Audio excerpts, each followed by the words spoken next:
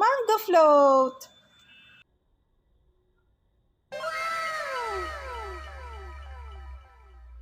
Hello guys, how are you? Good morning.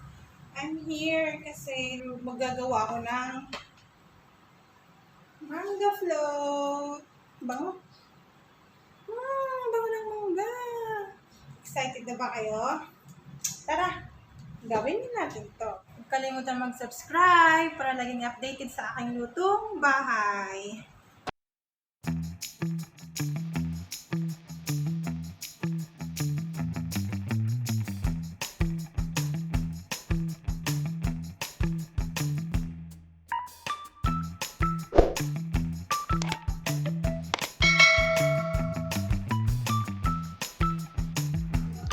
Ayan, nagkikrave ka sa May ng mango float.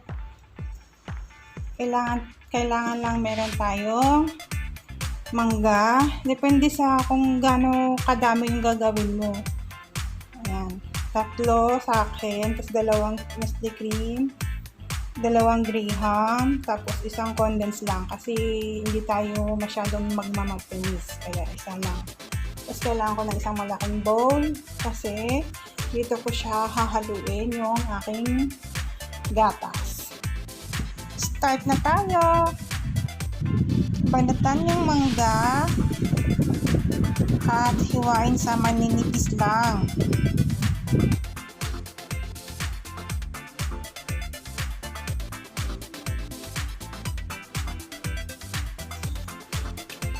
Dapat, pag bumili kayo ng mangga, pipiliin nyo yung orange na, huwag yung yellow pa kasi maaasim yun. Ayan, tapos na. Next natin gawin ay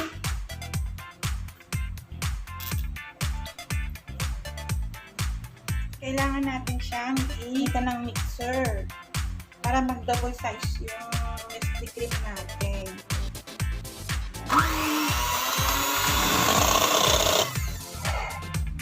Ayan, diba?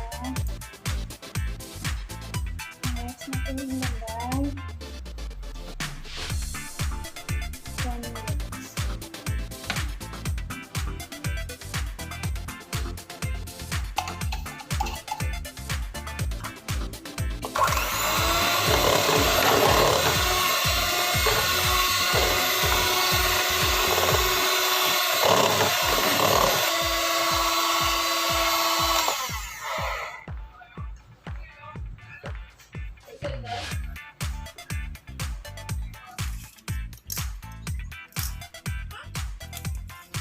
Ganito lang, place mo lang yung unang crackers, ganyan.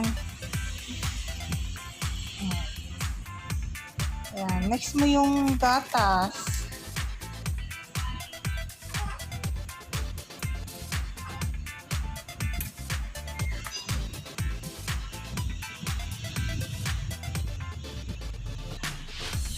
Ganyan lang, ulit-ulit.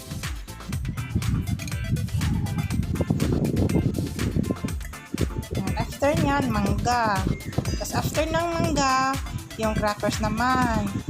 Tapos gatas naman hanggang mapuno.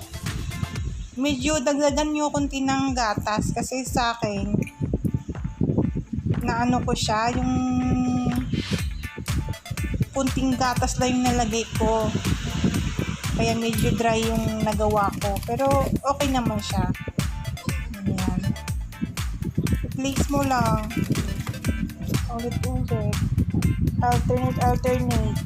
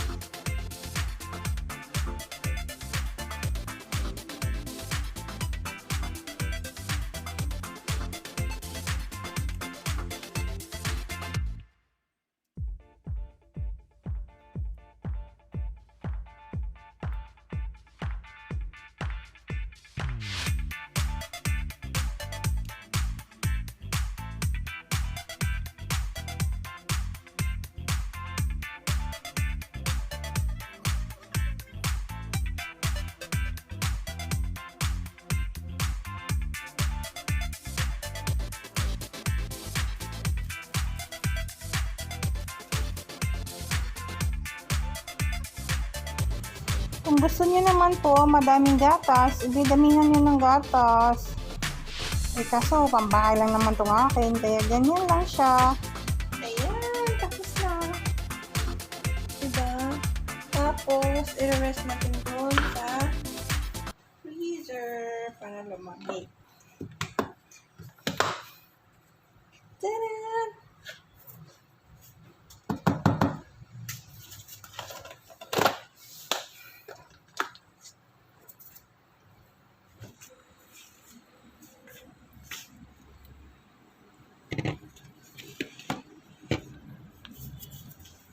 Ayan, lamig na. After 2 hours,